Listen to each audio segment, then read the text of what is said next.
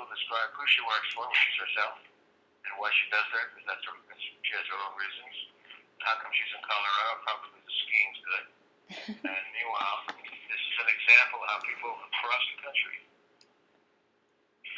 can find places to live and work without having to be at your office and create your own office. Awesome. Kayleen, you're on. Thank you, Alan. So yeah, my name's Kayleen Cohen. I graduated from the Indiana University School of Journalism in 2012, so I'm just a couple years ahead of you guys.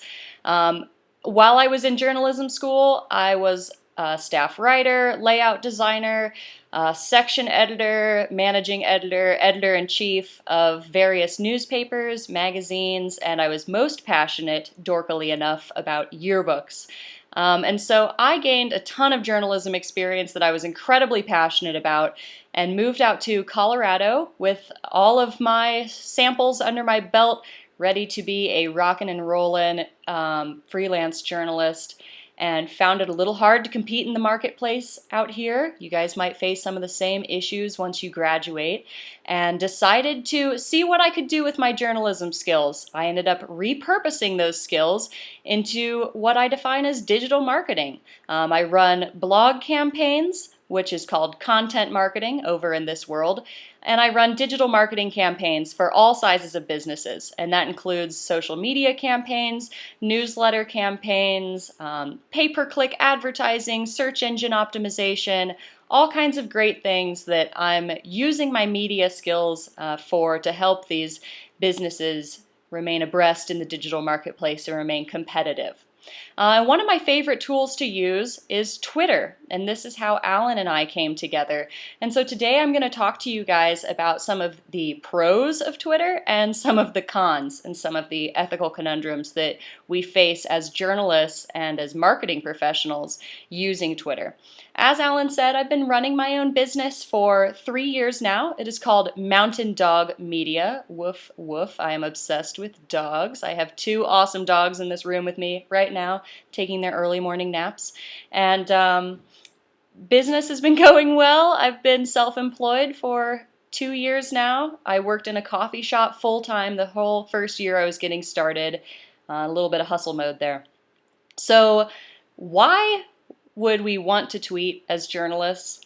Most prominently because it's going to be the best self-promotional tool and a networking tool for finding people to follow our work and admire us as journalists, and also to find and follow journalists that we admire. An anecdote about how this was successful for me: when I was in college, I decided to get a little bit of a head start on my networking on Twitter. I went on Twitter and I tracked down every single journalist and magazine editor that I liked. So, you know, perhaps I would grab a magazine, read a few articles, and say, wow, I loved all the pieces in here by Laura Pritchett. She is obviously a great freelance journalist. I'm going to follow her on Twitter, see if I can engage with her, and that gives me this opportunity to gain a closeness with somebody that I wouldn't have had any chance to get close with before. I started following all of the outside magazine editors on Twitter because that was a niche I really wanted to get into, and engaged their online editor one day in a conversation based on a tweet that he had sent out. Something about a day in the life at the office at Outside Magazine. I said, oh, that's so cool, you know, I love your magazine, I bet you guys have a ton of fun in that office. Started a dialogue with him and ended up selling my first feature article to Outside Magazine. So I had a 5,000 word piece published in Outside Magazine when I was still a senior in college, and that was a sale made over Twitter. So that is just one of the reasons that it can actually be extremely advantageous as a journalist to promote yourself on Twitter and to network on Twitter. It is really a platform for journalists. When people tell me, I'm sure it's a platform for all kinds of different fields, but I find it to be extremely advantageous for journalists. Journalists are on Twitter, they're active on Twitter, you're going to be able to connect with editors, you're going to be able to connect with other writers, and hopefully you're going to be able to connect with some sources for your articles as well. And that is where the conundrums kind of start to come in. What are some of the issues that we face as journalists on Twitter? Citing sources, and these all, the topics I'm going to mention here kind of blur together, but they do kind of have their own unique aspects. So first I'm going to take a look at citing sources via Twitter. Obviously, citing sources is an enormous part of our job as journalists. We need to make sure that we're always being credible, that we're citing real sources, you're talking to people, you're fact-checking their names, their positions, when you talk to them and you quote them. So how can that go wrong on Twitter? That can very easily go wrong. Just a couple months ago, I'm not sure if you guys caught this story or not, there was a woman with a relatively modest Twitter feed. She had about 13,000 followers. That's way more than I have, and probably any of you guys. She had about 13,000 followers, and she started tweeting about her sexual assault experiences. She had been raped, and she was asking other women to share their experiences, and they started a very open dialogue via Twitter about these sexual assault experiences that had happened to them.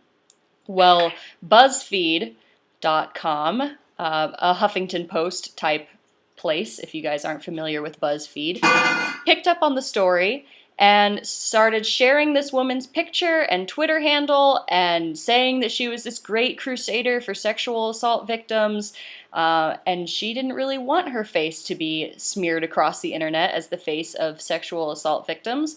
And she was quoted reporting to Slate, "I never consented to that," and she was extremely offended. So what do we have here? We have a situation where someone was under the impression that they were having a relatively private discussion on Twitter with their group of followers. It was picked up by a news source, and now she's having these problems where her family members and friends are contacting her because they're seeing her face on BuzzFeed, and they're wanting to know why she had kept these experiences oppressed for so long. So how could we have avoided that situation as journalists? The person that reported that article to BuzzFeed, they didn't reach out to this woman. They didn't ask if it was okay, if they shared her picture or her handle. And yeah, she was sharing that information on Twitter, but I'm going to say if you're a really ethical journalist, you would have reached out to that woman and asked for your own private interview, not just to share what she was posting on Twitter. That's he said, she said. Who knows if any of that is accurate? You need to actually say, wow, this is an interesting story. I saw your tweets. I would like to schedule an interview with you to get this story and share it on my platform if that's okay with you. Obviously, BuzzFeed did not obtain any sort of consent, did not obtain any sort of follow-up interview. They were just sharing that content directly, and it really affected this woman's public image. So that's an example of not taking the time to cite your source and track down your source via Twitter. Next, a notion of an individual's right to privacy on Twitter. An individual's right to privacy is obviously extremely important for journalists. We're not just going to go grab somebody's diary and scoop out their emotions and post it in a newspaper article. That's obviously totally inappropriate. And so why do we not feel the same way about Twitter? Why did BuzzFeed not feel the same way about that woman's articles, or that woman's posts on Twitter? She should have had a right to privacy there. But just to be honest, I was looking at some of the numbers here, and we need to be realistic as Twitter users about the fact that we really don't have a right to privacy on Twitter. There are 500,000 tweets a day on average sent, and every single one of those tweets is presently being stored in a database in the Library of Congress. So just think about that for a little minute. Any tweet that you've sent super late at night or early in the morning that maybe wasn't the most appropriate thing in the world, that's going to be accessible via the Library of Congress for the rest of time. So let's start bearing that in mind as we use our Twitter accounts. Even tweets you delete are going to be in that database. Every tweet for all of time stored in a database in the Library of Congress. So that should make you a little bit more conscientious as a Twitter user about what you're putting out there, especially as a journalist. We want that to be factual information. We want it to be well written. We want that information to always make us look good and not ruin our careers further down the road when somebody digs a nasty tweet out of the Library of Congress to shame us. So an individual's right to privacy, please bear that in mind as you use Twitter. And remember that even if somebody's sharing something relatively outrageous, you might want to reach out to them as a journalist and try to get your own interview to really make sure that you're getting factual information from an actual source that is willing to be quoted in an article. And of course, thirdly, my third ethical conundrum of using Twitter is the ability to spread false rumors. Unfortunately, that is too easy to do. You can just retweet a false rumor, and that affects your reputation just as strongly as it affects the person that originally posted that. Some anecdotes here, they're kind of endless. Plenty of political candidates that have gotten smeared through false rumors spread on Twitter. Anyone, this can happen to anyone. There are just so many stories about, okay, well, somebody somebody just wanted to post a false thing about a political candidate, and then it gets picked up. One of the stories I read was some malicious individual posted a tweet about a political candidate in North Carolina owing several years worth of back taxes. It was totally made up. This person just 100% made this up, falsified, and within an hour it had been retweeted by the Washington Post and the New York Times. Well, those are two sources we obviously really respect and look to for high quality information. Why did they not fact check this tweet before they retweeted it? So yes, fact check your tweets before you retweet them. Fact check everything. Fact check your handles, fact check your hashtags, fact check everything in your tweet, because it's going to be stored in the Library of Congress. It's going to represent you for who knows how long. So it is really important that we make sure that the reputation that we're developing with the content that we're sharing on Twitter is really accurate to ourselves, and that we're not ignoring an individual's rights, and that we're not shaming our sources here. We're journalists. It is our job to protect our sources and to snuggle them up in a cuddly blanket and get the information that we want from them and make sure that their privacy and their rights are protected. That is our job. And so we can't just retweet whatever we want. We can't just tweet whatever we want. As journalists, we really need to be using this as a respectable medium, and we need to respect the longevity and the power that it has to affect our careers. So those are some of the major key points that I wanted to bring up about the conundrums that we face as journalists, and some of the pros of using Twitter as well.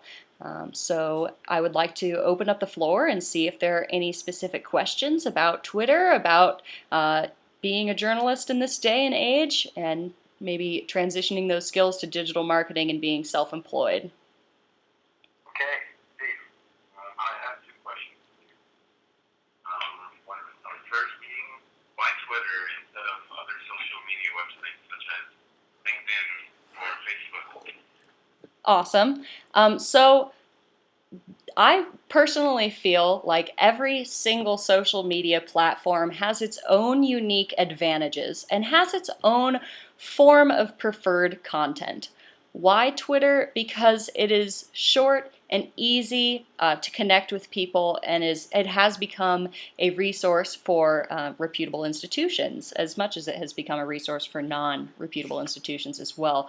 The difference is that LinkedIn is going to be a better professional networking platform for people that are already in your circles. For example, most likely you're not going to be able to connect with magazine editors or other journalists that you're looking to connect with on LinkedIn because you don't already have any sort of professional connection, and they have to add you back. So it might be somebody that says, no, I've never heard of this person, I don't add random people to my LinkedIn, versus on Twitter, you can follow whoever you want. Nobody can stop you from following them. And so you have this instant access to connect with somebody that you previously wouldn't have had the ability to do that with.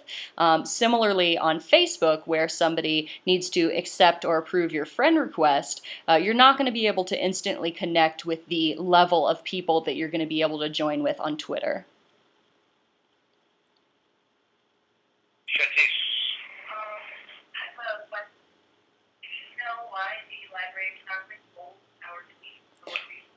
Yes, so I wanted to read into that because personally I was like, wow, what a violation of our individual right to privacy is that, and there's quite a bit of hullabaloo about it online.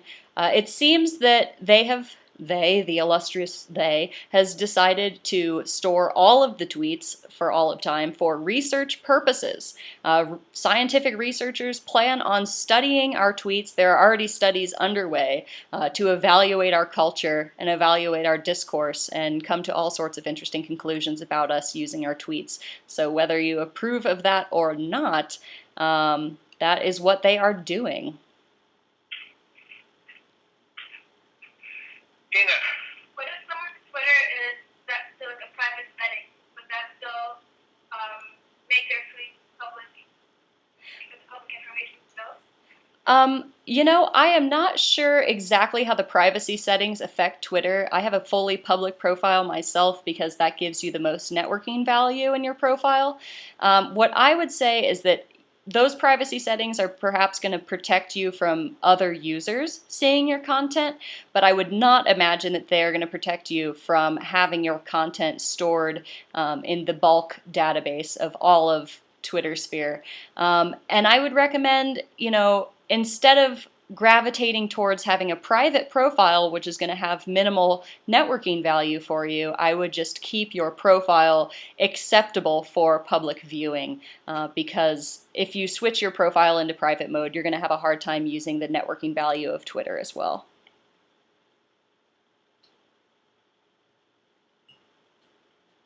Anybody tweeting here? Yeah, if you want to connect with me on Twitter, my handle is Mountain Dog Media, MTNDOGMEDIA. You can follow me on Twitter. I share all kinds of stuff about digital marketing, journalism stuff when and if I can, web design stuff.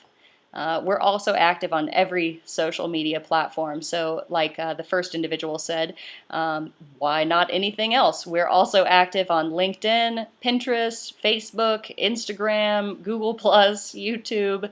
We're anywhere and everywhere. So there are advantages and disadvantages to every single form of social media. And for someone in our line of business, we have to utilize them all so that we can attempt to harvest the leads from every platform available to us.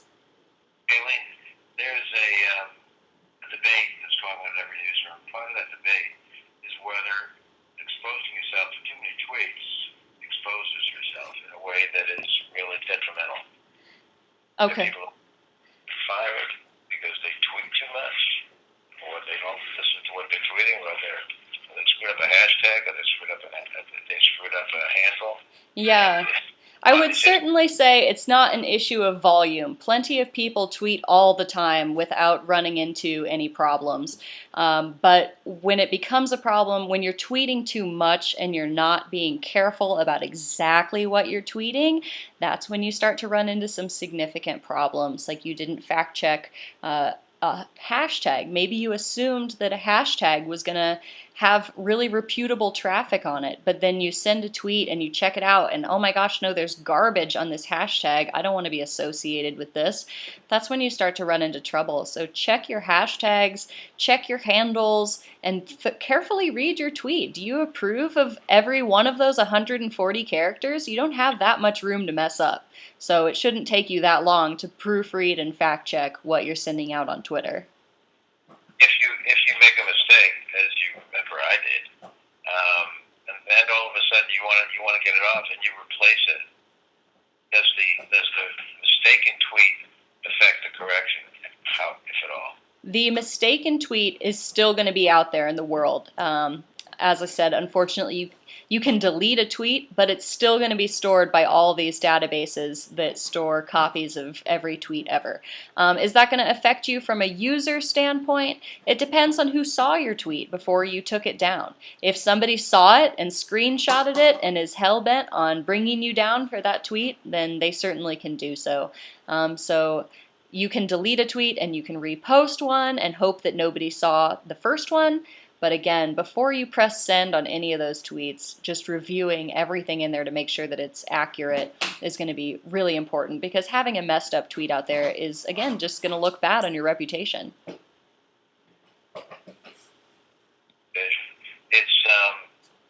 business about the privacy, which is now being debated almost everywhere. Yeah. It's got to be a way that the government steps away. And the way a lot of people are saying is it tweets.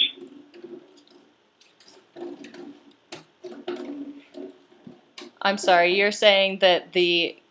Folks, part of your outfit now? So, Yeah. you're saying that the government needs to back off. Give us some space here on Twitter.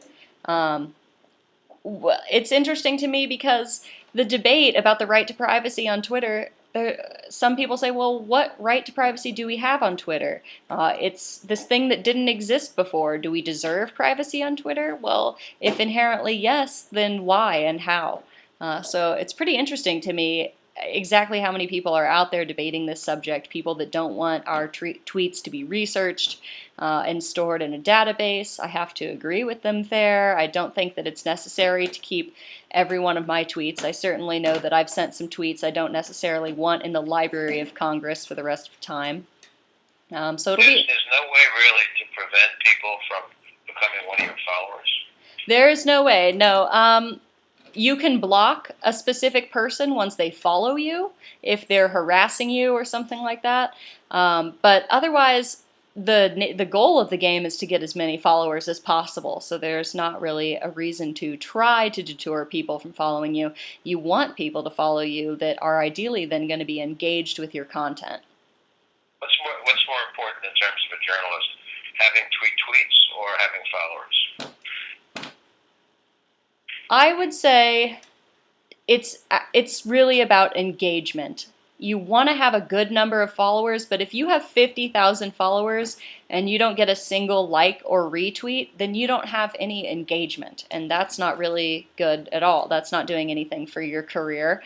So you want to have a base of followers that is genuinely engaged in your content, that they're going to be retweeting and sharing your content, liking your content, clicking on the links in your content and going through to your website and engaging with you further.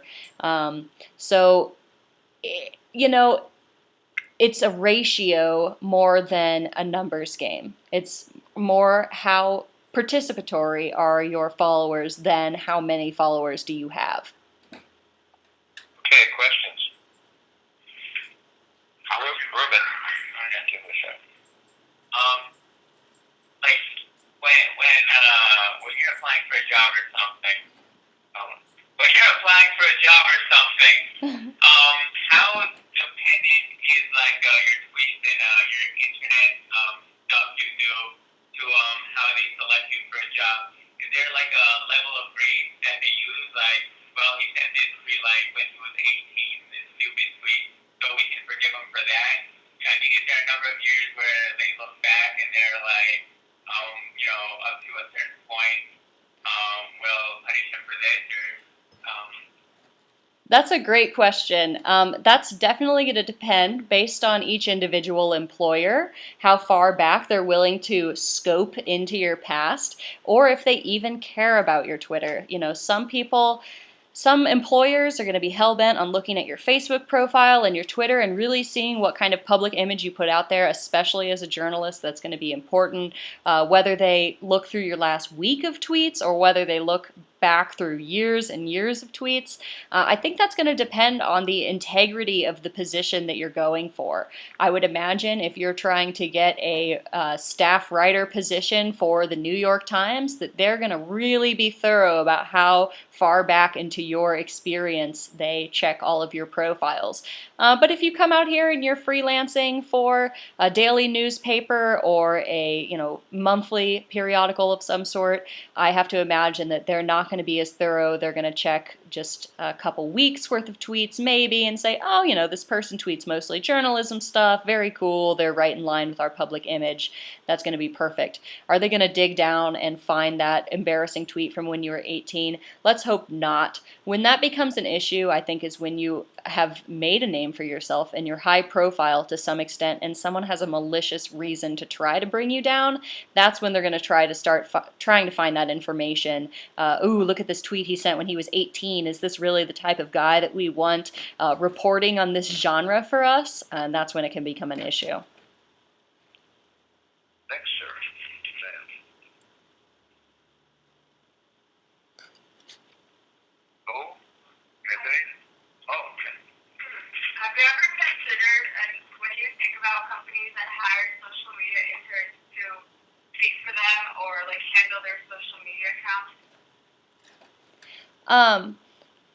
Oh, when a company is searching for a social media intern, do I reach out personally and ask to facilitate that process to run their social media? Right. Or have you considered hiring someone to do that for like your company? So, yeah, we harvest leads in all kinds of ways, and we are kind of in the process of adding to our team. So, kind of yes to both of those. For the most part, I am able to obtain all of my new businesses through word of mouth leads. Some business owner talks to another business owner that has worked with me in the past, and they get a referral to come through and work with me, much as Allan did. He received a referral through another business owner. And so sometimes I will go online, see, oh, okay, this company is looking for a social media intern. Maybe I should reach out to them and tell them that we offer those services. But I kind of don't want to take those opportunities from people that could come in as social media interns. I do think that journalists have a lot of opportunities to transition their skills to this marketplace and provide those services. I mean, it's content-based, it's participation-based, it's very well suited for what we've been trained to do. And yeah, would I take a social media intern? Yes, I presently do most of the social media campaign management myself. I have 2 interns that I am rearing up below me that will take on some of the responsibilities as well. And I'm all about learning. So honestly, anyone and everyone that ever wanted to reach out to me and ask, how can I transition my journalism skills to digital marketing, that's someone that I'm going to want to work with and help them find their way to make that dream a reality. Next. Yeah, Anthony. I was going to ask, when you decide to tweet, do you look at the people that are following you, or is that kind of already a hard task to do, or do you just send out whatever? That's a great question. So considering the people that follow you, that's your audience. Those are the people that are going to potentially hear you. So of course you want to be speaking to them. Now, for me personally, I don't necessarily think, all right, who's following me? Am I speaking directly to them? I try to think about where I'm trying to get the most networking traction with any given tweet, and then I hope that the traction I gain there obtains followers for me that are interested in the things that I tweet about. So for example, I mostly tweet about web design and digital marketing. Well, I could use hashtag digital marketing and try to find other digital marketing experts that will follow my account and participate with me and engage with my content, because they're going to be the type of people that want to click and read on my blog posts about various digital marketing strategies and things like that. So more than just thinking about the followers that I have, I mostly think about the followers that I want when I create a tweet.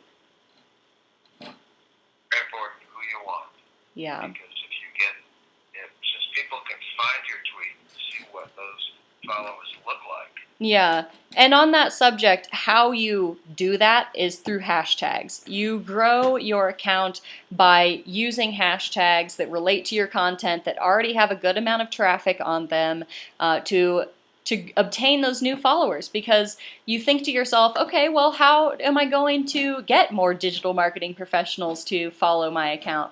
Well, I'm going to use hashtags that they're searching and following on every single day so that I can get my content under their eyeballs and hopefully get some retweets, some likes, and some follows from this. Yeah, Shati. Do you feel that your followers think something about you, like blog around followers, like you don't want people to connect you with them? Yeah, so do your followers say something about you? For sure. Your followers definitely say something about the quality of the content that you're producing.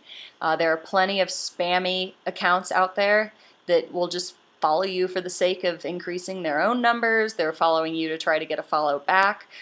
Those are not really the types of accounts and follows that we're trying to obtain. If you're really doing a great job putting together some quality content and using some well-researched and high-traffic hashtags, then I think you're going to be generating quality enough followers that it's not going to be a concern. If you look through your followers and you're like, I'm only followed by porn stars and Indians, like, this is not good, then maybe you need to think about the type of content that you're putting out there, how you're hashtagging that, and how you're interacting with other people in your target audience there. And the mirror. Do you feel that on Twitter the 140 characters limit is restrictive, especially for journalism? Because on other social media sites like Facebook, you can say as much as you want or post as much as you want, but Twitter is very rigid. Yeah. When I first started using Twitter, I found that to be a problem. I was like, gosh, this is awful. How do you say anything? Most of the headlines, some of the headlines we write for newspaper articles aren't even 140 characters. So it's like, what? This is crazy.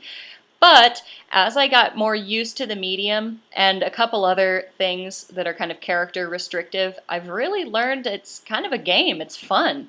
You have to optimize for those 140 characters. How can you convey an effective message? And something I spoke at great length with Allan about, how can you convey a narrative and an effective message in 140 characters?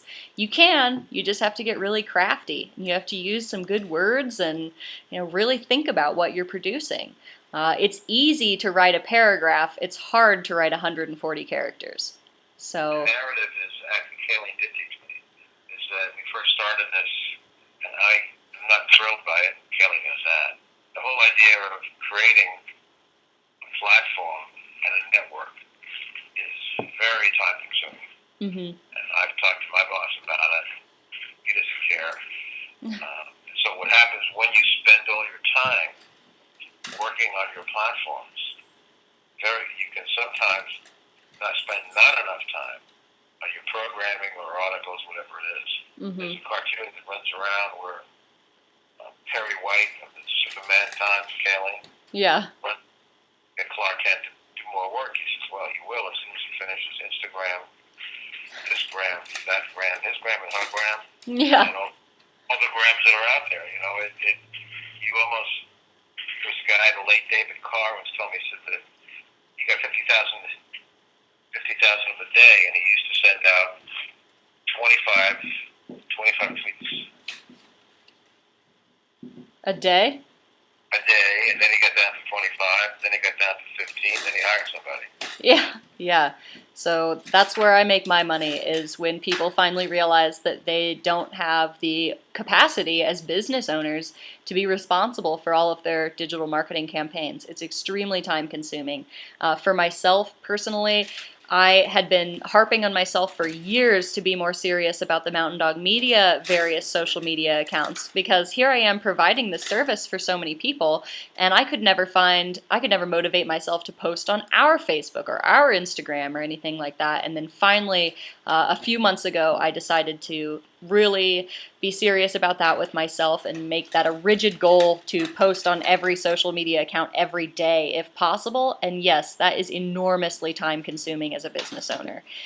So it becomes a healthy balance. Don't do more than what you can commit to doing. Only tweet once a day if that's all that you can commit to doing. But I do recommend having some sort of editorial schedule and sticking to that. Either saying to yourself, okay, well, I'm going to tweet once a day, I'm going to post to Facebook once a week, I'm going to post to Instagram every other day. Having some sort of manageable editorial schedule that outlines exactly what social media profiles you're going to be attacking with what type of content on what days is going to make that a little bit more streamlined, easier for you to manage as a journalist or as a business owner.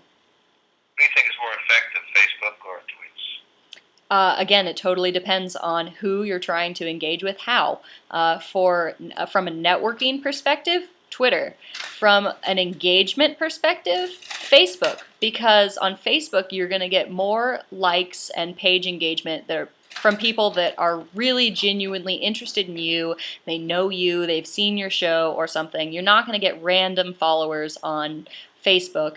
You're going to get people on Facebook that genuinely want to click those links and see your content. And on Twitter, you're going to be able to share and spread that content to an audience that otherwise wouldn't have found it before.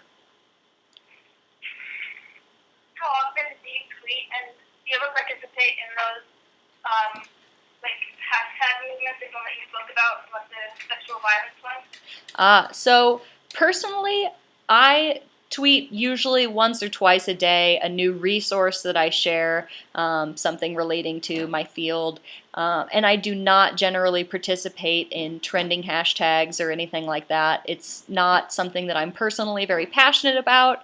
And now that I have moved out of my own personal journalism career into being more concerned about my well-being as a small business owner, it just doesn't have the traction that it did for me when I was in college and very motivated to build my freelance journalism career. I tried to be on Twitter as much as possible, sharing new articles, sharing my opinion about articles and different magazines as frequently as possible. So I think it just depends on what type of return you're hoping to get.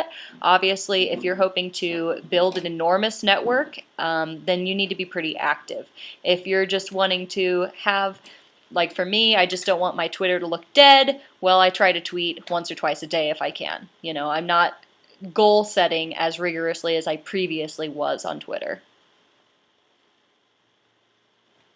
Anthony, have you ever thought about considering changing your business into more of a media outlet or a news outlet since you have your background in journalism, or are you sticking to the digital media? So I absolutely love media, and it is called Mountain Dog Media. So we are super passionate about that. When I originally started this business, actually, and I was still working in a coffee shop and only a year out of college, I did this because I couldn't get any dream job that I wanted. They just weren't out there. It's not like I couldn't get it. They weren't up for grabs. And my vision when I originally started Mountain Dog Media was going to be to help print publications learn how to transition their content to a digital format. I really wanted to work with magazines to help create iPad versions with interactive content and things like that. That didn't really pan out as an opportunity for me, but I was able to become successful in the digital marketing sphere and the web design sphere. And so would I love to see Mountain Dog Media own some magazines and some actual media publications down the road? Yes, I would love to see that. But is that going to be a realistic source of income for me and my employees anytime soon? Probably not. Unfortunately, people are shelling out money for websites and digital marketing campaigns, and to run a print publication would involve trying to get print advertisers, which is just such a dying thing right now. I hardly even recommend print advertisements to my own clients. I run digital advertisement campaigns for them. So would I love to? Yes. Is it a reality? Probably not, unfortunately. A lot of the people that we've tried in advertising, they tried to sell us these kind of tricky ads where you're on for maybe 3 seconds as people scroll, and then you go somewhere else, and they try to say you really get people. And we've been arguing about that. Not just how much you get and how much you keep. Yeah, digital advertising, I would say the most effective form of digital advertising is pay-per-click based advertising, because at that point you're not paying for impressions like let's say you buy a $10,000 ad in a newspaper, you're paying to get, 50,000 eyeballs that scroll over the newspaper. Well, whether or not they actually read your ad or cared about your ad is totally up for debate, and most likely they didn't read it and they don't care. But if you go to pay-per-click advertising online, you're only paying when somebody physically clicks your advertisement and moves through to your website or your promotion. So you're paying for actual engagement instead of just possible eyeball impressions. And so I definitely recommend, if you're going to consider any type of online strategy, advertising strategy, you consider pay-per-click instead of something that's impression-based or just cost-based. I know you talked about Twitter and everything, but do you think that like app creation, stuff like that, do you think that's something that's going to grow? I heard everything except what you were asking. Do I think what is what? I said that do you think that like the creation of different applications, stuff like that, in order to get your ideas out there, do you think that that's growing as well? Yeah.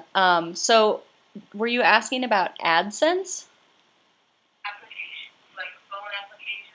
Oh, okay. Sorry. Reception problems. Applications for getting your information out there.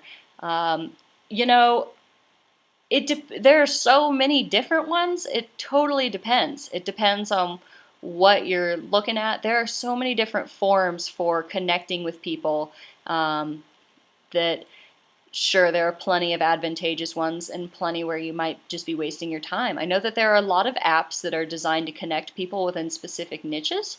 And so if you're looking to become a really highly respected reporter within a specific niche, maybe honing in on one of those and becoming an active member of a community on one of those platforms would be advantageous. For example, I was extremely passionate about rock climbing for a while and wanted to be a rock climbing journalist. I was like, that's all I care about, rock climbing. If at that point in time maybe I had decided to hop on a social networking forum or app that was catered specifically for climbers and adventurers, and had really established myself as an interested individual within that community, it probably would have been really advantageous for me for obtaining sources and leads and working on those articles. So I think that, yeah, you can make use of all sorts of apps within your desired niche to try to really click in with the community. Steven, how would you respond to the statement that Twitter is unnecessary and journalists can succeed without Twitter or social media? Sure, yeah, go for it. I think, if it was up to me, I'd live in the mountains and I'd have no cell phone reception, I'd have no internet. So it's totally, beauty is in the eyes of the beholder. If you want to make use of Twitter, you certainly can. If you think it's unnecessary, you certainly can still be successful without Twitter. I am by no means saying you have to be active on Twitter every single day to be a successful journalist. Yes, it's a helpful tool that can help you make that dream a reality, but no, I don't think that you have to use Twitter to be successful. You can certainly still network in plenty of other ways, and probably with greater advantage to some extent if you're trying to do an in-person networking strategy, for example. When I was a junior in college, I loaded up my little Toyota and drove out to Colorado from Indiana and took every magazine editor out to coffee that would answer my emails. And so I brought my portfolio. I met with about 15 different editors at various coffee shops over the course of a week, and I was able to obtain my first professional internship through those interviews. So yeah, it takes a combined strategy. You're not just going to become a successful journalist because you're on Twitter. You can certainly still do it the old school way. Call somebody up and ask if they want to go get a cup of coffee with you and get to know you. And that's going to create a way more tangible connection with that individual than retweeting something or engaging with them via Twitter. Their problem is they think online is really a person. Well, and that depends on how you interact with that person. So, yeah, no, I wouldn't conduct an interview via email, but I would comfortably conduct an interview via Skype because it allows me the ability to make eye contact and gesture and feel the human experience with somebody. I really feel like if you're trying to be a high quality journalist, you're not going to understand your source via email. So much of what goes into making our stories enjoyable to read for our readers is having the details about the people that we're talking to, being able to allude to how they gestured, being able to allude to how they sat in their chair and moved about during questioning, what kind of facial expression they had, what kind of emotions they conveyed. That stuff is all extremely important to your article, not just the answer that they gave to your question. So if you can obtain that information via an online interaction, yeah, that's great. And I suggest Skype or Google Hangouts for that kind of stuff. If you're going to do an online interview, do it in a way that you can see the person's face. And if you're going to, and worst case scenario after that, I think, is the phone. That way you can at least share a tone of voice with somebody. But best case scenario is to meet with your interview subjects in person, because that way you can touch, smell, feel them. Everything about them. You're going to be able to report way better on that individual.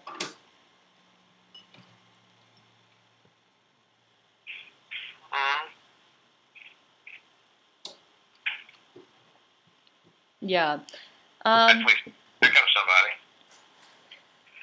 I think that most of the time they have a habit that I've worked with them from middle school, and that is to research in a way that gets them to an article, and that article is printed and sometimes is quite accurate on a Monday, and then on Wednesday it's been changed just a bit, and they're having some difficulty in some of the classes being able to decide which one to use and whether either of them are actual or factual, or I guess the word is whether they're accurate or true. Yeah. How do you think you should call both all the sources that are cited in both places, or just keep looking? In my opinion, you're going to have to do whatever's necessary to fact check that. You can't just take it for granted that because it was published somewhere else, it is definitely fact. And so, yeah, you're going to have to call who you're going to have to call to figure that out, in my opinion. The problem with the internet is that anyone can publish anything. Any blog is like your own Gutenberg press, and so any Joe Schmo can publish a blog saying, hey, this is a fact. You can't take it for fact just because it was on Joe Schmo's blog. You have to get down, you have to do your work as a journalist and actually find out what the facts are. And if you can't confirm that something is a fact other than, well, I read it in this blog, then it needs to stay out of your article. It's not a fact. And you're held responsible for the material that you publish, even Definitely. if it comes from somewhere else. Definitely. Yeah. Have you had clients who mistakenly thought they can just get away with it by grabbing something off the internet at some publication and then retweeting it and sending it out? Yeah, I wish I had an example of that really going wrong for somebody.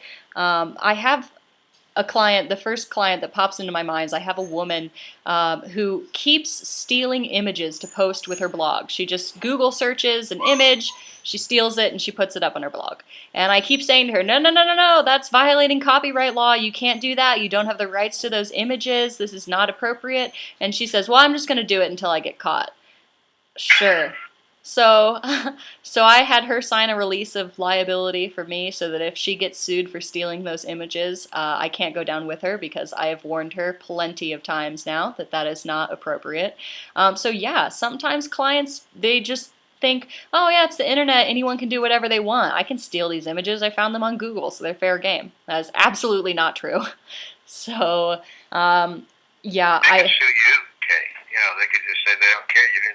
You should have just separated yourself from the erroneous material. Exactly. So that's why I had to have that client sign a release of liability because I don't want to be sued for that. She is going to have to take her own sinking ship down with that. It may not work, depending on how good the lawyer is. Yeah.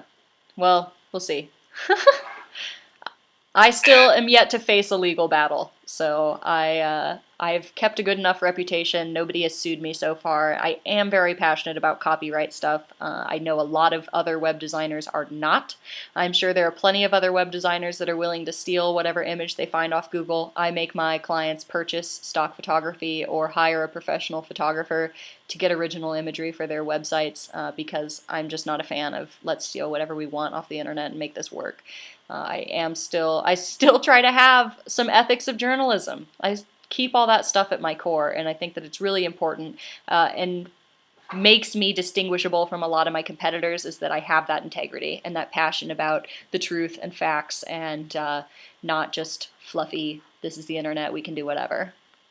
A lot of editors and news directors are citing fair use as an example or as a way to get around it. Have you heard that, this idea about fair use? You can just take anything you want? Yeah, so there are things that fall within the parameters of fair use and royalty-free. For example, there are several photography websites that are totally royalty-free, fair use stock photos. So I can go to those websites and I can take whatever I want as imagery for my digital marketing and website campaigns. Unsplash.com, thestocks.io, pickjumbo.com. Those are a couple examples of those sites. And those are actually really helpful resources if you have a blog or if you're a journalist and you quickly need an image to associate with something that you're putting up online. You can go to one of those sources and obtain a royalty-free image. And what that means is that the photographer that took that image has released the rights. They want you to use it. It's totally free. They're not going to track you down and sue you for using that image at any point in time. A lot of the networks, television and radio, say that you can use some of this material, but you need to contact just about every single person that has any connection at all. Have you heard about that? So I would assume that that's got to be a pretty specific source, perhaps, that you're thinking of there, that maybe I'm not familiar with. The stock photography sites that I use have a disclaimer at the bottom with the usage restrictions, and they say, you know, okay, well, these photos can be used under these parameters, condition-free. And so I think that that's just going to depend on the medium that you're going to find content, whether or not there are, you know, whether or not you have to reach out to somebody and obtain specific permissions for that. Okay, there must be something that you guys are most concerned about. As you know how to use, I've watched all of you. All of you can click and use your fingers very well. But thinking about this, what is the thing that you're concerned about in the future or by tomorrow?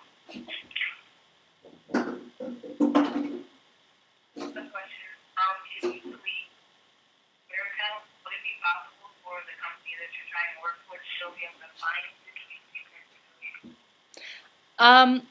Yes, actually, it is still possible. Twitter archives everything. And so whether or not, I'm not exactly sure how a company would go about accessing that information, but they definitely would be able to track it down if they were hell-bent on it. Again, that's going to depend on the type of the employer and how serious they really are about finding out that kind of information. But I do believe that it would still be possible to track down your account even if you had deleted it. Well, there's kind of a fear that I've had, actually, even still a little bit. That's the concern that when you start playing with LinkedIn, suddenly there goes your picture, and you feel like somebody's stalking them, you know, whether they think you're stalking them or they're stalking you. People are constantly, my problem is I get about 5 or 6 a day who want to link in with me, and I kind of feel the one. Yeah, so, sorry, my little puppy has just decided he's going to start raising hell here. I'm back to journalism school, it's ridiculous. Yeah. But the LinkedIn seems to be kind of the most intrusive that I've found. I wonder how you feel about that. You think LinkedIn's the most intrusive. See, I think that's kind of interesting. Personally, I feel like Facebook's definitely the most intrusive out of all the social media platforms. LinkedIn, for me, it's just raw professional networking, so there's really nothing that I'm worried about there. I'm willing to let people connect with me and see my profile because, especially as a small business owner, I want people to be able to see my profile, see what I do, and maybe if they're interested in my services, connect with me and reach out to Mountain Dog Media. So, you know, not really too concerned about Twitter.